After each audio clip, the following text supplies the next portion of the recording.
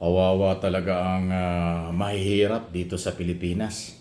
Alam niyo kung bakit ko sinasabi ito? Kasi alam po niyo yung napakagandang programa na ayuda. Ito naman ay hindi lang ho nangyari sa ilalim ng Marcos administration. Noong mga nakaraang administration, may ayuda na rin. Panahon ni Aquino, ni Gloria, ni Duterte. Di ba? Pero ngayon lang ho masyadong uminit at ginagamit ng ibang politiko. Especially yung ayaw ng charter change, ayaw ng People's Initiative or pagbabago ng ating saligang batas. Kaya nakakalungkot kasi mahirap na nga sila, pasintabi na po, nangangailangan sila ng ayuda, ng tulong pinansyal, pagkain, medicine, kung ano-ano mula sa gobyerno. At yun naman hindi masama. Dahil obligasyon naman ng gobyernong pakainin or hindi naman pakainin lahat, hindi naman araw-araw, tulungan, bigyan ng ayuda ang mga nangangailangan Pilipino. Kaya nga may gobyerno, yan ang pwedeng takbuhan o lumapit pag may pangailangan. At sa lahat ng aspeto, proteksyon at kabuhayan. Di ba? Pero sa kabila ng lahat ng yan, inaangguluhan pa at pinapalabas pang yung ayuda ay ginagamit sa pamumulitika. Yung ayuda ay ginagamit para sa interest ng pagbabago ng saligang batas na napakahirap naman patunayan. Ilang beses na hong sinabi ng DSWD na siyang departamentong namimigay ng ayuda sa mga mahihirap, senior citizen, disabled person, mga walang pagkain, walang pampaaral, maraming wala na ibinibigay sila, regular. Ayaw pa rin paniwalaan, pilit na kinakabit na itong ayudang ito ay ginagamit para sa People's Initiative signature. Di ba nakakalungkot yun? Na wala namang magawang depensa ang mga simpleng mamamayan dahil hindi nila alam na sila'y ginagamit o sila'y nagpagamit o yung kanilang ayudang yun ay may kapalit. Wala naman hong kapalit dahil ang nasa General Appropriation Law, yearly budget na bilyon-bilyong pang ayuda, wala naman hong kapalit yun Basta bibigay, may ayuda sa gasolina at krudo o sa krudo sa mga driver, may ayuda sa mga farmers, may ayuda sa mga mangingisda, may ayuda sa manggagawa, may ayuda sa mga senior citizen, disabled person. Yun Alam nyo, kaya nakakalungkot. Sa ibang bansa po may mga ganyan din.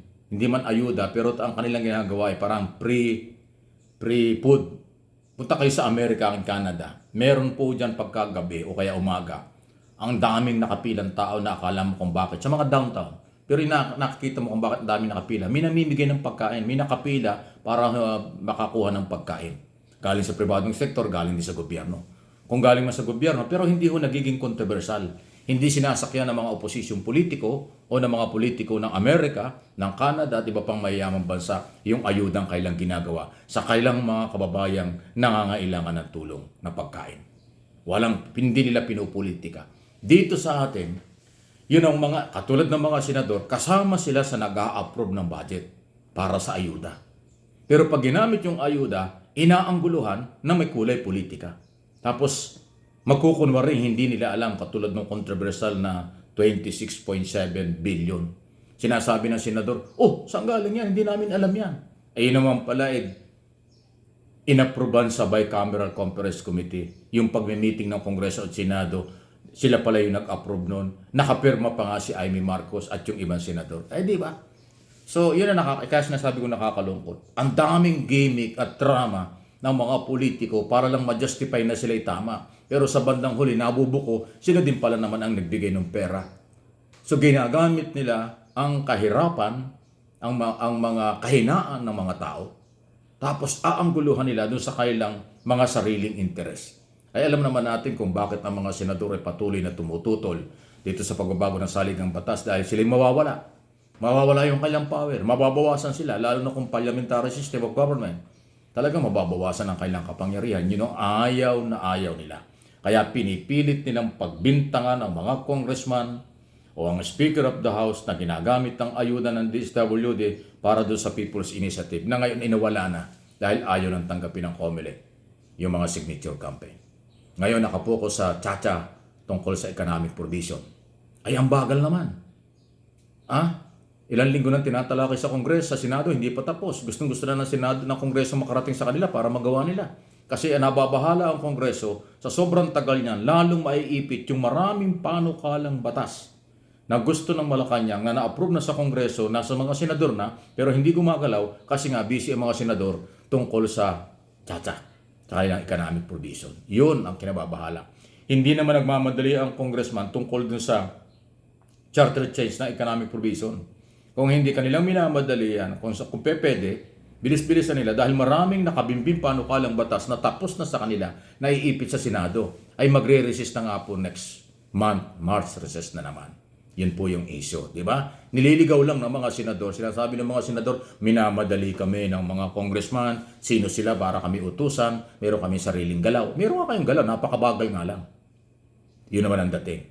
So pinagdudugtong-dugtong yung mga issue para lang ma-justify na sila ay magagaling, sila ay matitino, sila ay masusunod. Pero gamit ang issue ng ayuda. Kaya kawawa naman ang mahihirap. Sa lahat ng anggulo laging ginagamit, di ba? Dapat pag nagbigay, ang Malacanang pag nagbigay ng ayuda, walang hinihinging kapalit. Hindi nanunumbat, hindi sinasabing nababayaran itong mga nangangailangan ng tulong financial, hindi. Eh yung mga senador doon sa kailang hearing, lalo sa yung Committee on Electoral Reform ni Senador Aimee, pinalulutang nila yung mga natanggap ng ayuda ay nalinlang, ginamit, nagpagamit tungkol sa People's Initiative kahit hindi naman totoo, di ba? Ganong kadumi ang politika sa Pilipinas.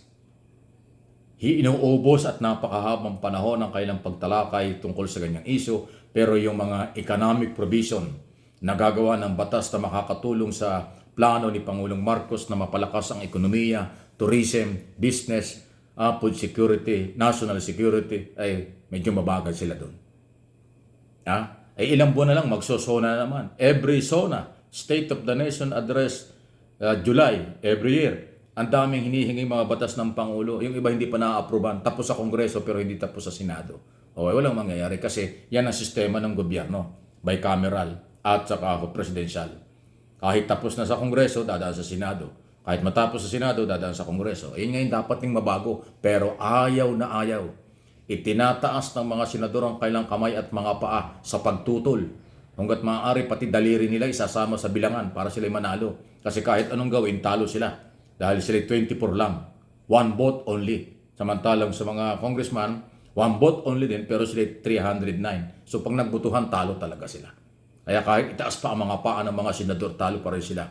Kaya ginagawa nila lahat ang pwedeng pag-delay ng issue or pagtutol sa maraming paraan. Pero ang masaklap, hindi nila alam, bukong-buko naman yung kanilang mga galaw. Buko ng taong bayan, alam yung galawan ng taong bayan, alam ng channel na ito ang aking sinasabi. Obvious naman, personal and political interest ang nangingibabaw dun sa iba.